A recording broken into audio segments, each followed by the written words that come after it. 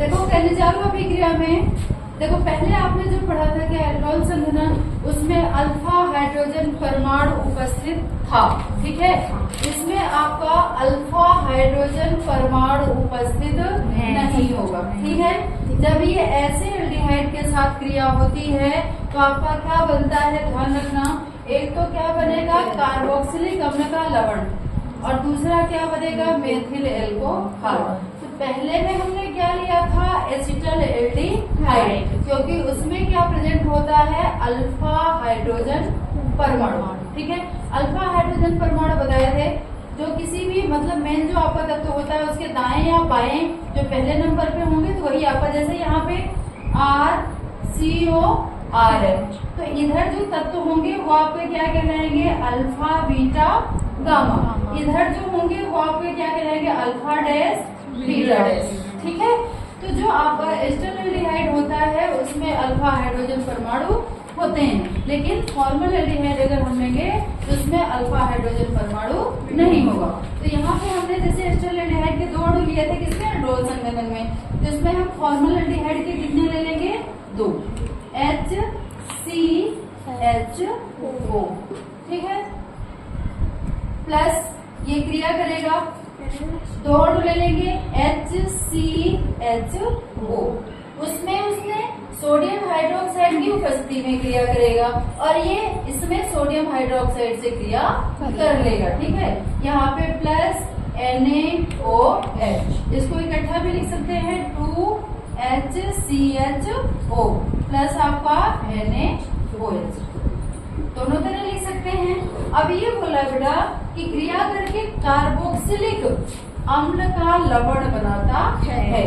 लवण होगा तो जाहिर सी बात है कि उसमें धातु भी होगी, तो धातु हमारे पास यहाँ पे कौन सी है, सोडियम, ठीक है। तो ये कार्बोक्सिलिक अम्ल का लवण बनाएगा, मतलब उसमें कार्बोक्सिलिक भी रहेगा और धातु भी रहेगी, ठीक है। अब यहाँ पे देखना, जब हम ये चीज देखेंगे तो कार्बोक्सिलिक के लिए हमें क्या करना पड़ेगा, HCOO, और धातु हमारे पास क्या है, Na, ठीक है। अब यहाँ से हमें HCHO प्राप्त हो रहा है, एक हमने ये ले लिया, ठीक है। ऑक्सीजन हमने कितनी ले ली, एक ये ले लिया, एक ये ले लिया, ऑक्सीजन पूरी चली गई इधर, 2 ऑक्सीजन हो गई। इससे आपका क्या गया, सिर्फ C और H, यहाँ पे C और H, यही था ना, HC, हाँ।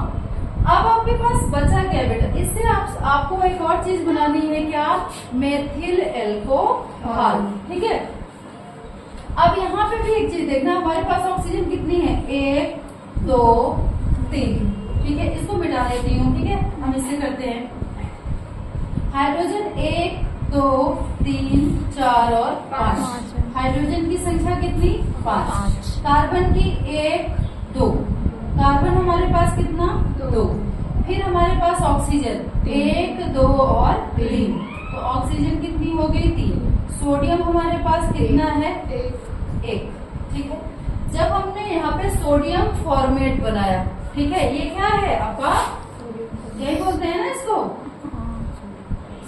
इसी का सूत्र है ये, हाँ, दंत विन्यास निकालना शुरू, हमें दही जम गई, सोडियम फॉर्मेट, ठीक है।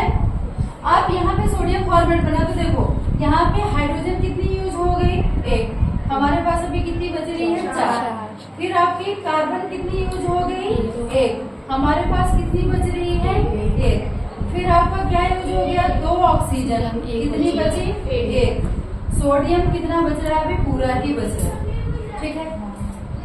हमें क्या बनाना है, CH3OH।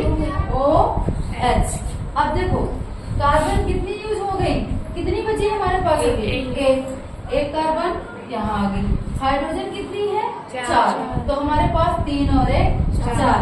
अब आपका ऑक्सीजन कितना बचा है, 1, तो यहाँ ऑक्सीजन भी आपकी कंप्लीट हो गई, सोडियम तो आपका यहाँ पे कंप्लीट था, तो बन गया, क्या बना, सोडियम फॉर्मेट, और ये क्या है आपका, मेथिल एल्कोहल, मेथिल एल्कोहल।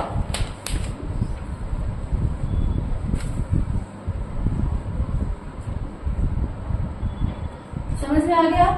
ठीक है, मतलब जब आपका ऐसा एल्डिहाइड जिसमें अल्फा हाइड्रोजन परमाणु नहीं होते, ये किसके साथ क्रिया करता है? सोडियम हाइड्रोक्साइड के साथ क्रिया करके ये क्या बना देता है? कार्बोक्सिलिक अम्ल के लवण। तो कार्बोक्सिलिक अम्ल के लवण में आपका क्या बन जाएगा? सोडियम फॉर्मेट, और यहाँ पे आपका क्या बन जाएगा? Methyl alcohol.